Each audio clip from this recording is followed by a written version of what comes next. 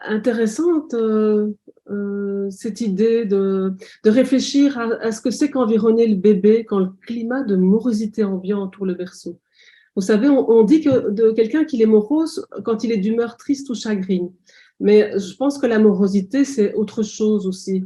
Et d'ailleurs, c'est un mot qui a un regain d'usage depuis qu'il est employé au sens de climat politique. Dans la définition du dictionnaire, on verra que l'amorosité, c'est ce qui manque de dynamisme dans le groupe social. Alors cette distinction, elle est intéressante parce qu'elle vient dire que ce n'est pas l'individu qui est triste et chagrin ici, c'est tout le climat socio-économique, politique, environnemental qu'il est. Et donc ça contamine l'ambiance et la dynamique ou le dynamisme du groupe social. On l'a vu avec le Covid, on le voit avec la guerre, l'inflation, toutes les difficultés financières, les catastrophes climatiques.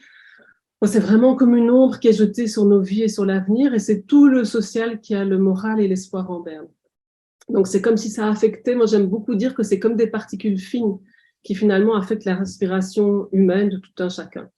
Mais alors le bébé là-dedans, le bébé lui n'a pas besoin d'avoir des gens tristes et chagrins autour de lui, parce que dans sa dynamique développementale, le bébé il a besoin d'affect de vitalité, il a besoin d'échanges nourrissants et nourriciers de ses proches. Et ce climat dans lequel on vit affecte les bébés dans la mesure où il affecte leurs parents.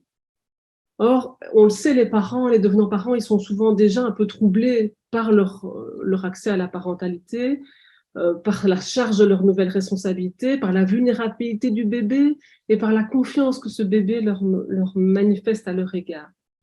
Donc, je pense que l'embarras, c'est, dans ce contexte, c'est d'offrir un environnement de qualité aux parents pour leur assurer un espace et un temps, des liens et des lieux vivants, sécurisants où il fait bon vivre. Alors, les gens qui ont connu la guerre, qui ont été dedans ou qui l'ont presque connue, nous l'ont appris. Ce qu'ils nous disent, c'est qu'être ensemble, c'est comme on dit en Wallonie, en Belgique, je ne sais pas si on dit ça en France, mais on dit on a avoir beau ensemble, on a beau ensemble, on rit, on joue, on chante, on mange, on raconte une histoire, on regarde les feuilles des arbres chanter au vent, on feuillette un livre, on dessine. C'est-à-dire que c'est une clé pour rester vivant dans les temps de morosité, c'est de garder l'espoir dans des temps mouvementés.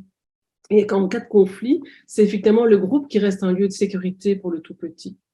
Donc j'aime dire aussi que l'enfant fait alors l'expérience de la toute-puissance des parents et du rêve, avec l'espoir qu'il porte en lui. Il est protégé par ses parents, qui sont protégés par le groupe, physiquement et dans la pensée. Rien ne peut arriver. Et c'est bien ce qu'on dit au tout petit quand on va le mettre couché, avant qu'il bascule dans la nuit. On lui dit « fais des beaux rêves, papa, maman, babou, tantine. On est là, on veille sur toi. » Et donc, au fond, on lui offre la promesse d'un lieu, de lendemain, d'un beau lendemain, où on a l'espoir d'y croire encore, quoi qu'il arrive finalement. Donc, préserver pour le nouveau venu la possibilité d'agir avec et dans son environnement, c'est aussi préserver la possibilité de beau lendemain dans un cercle familial et social où on pense à lui, on pense à sa sécurité, on veille sur lui, quoi qu'il arrive.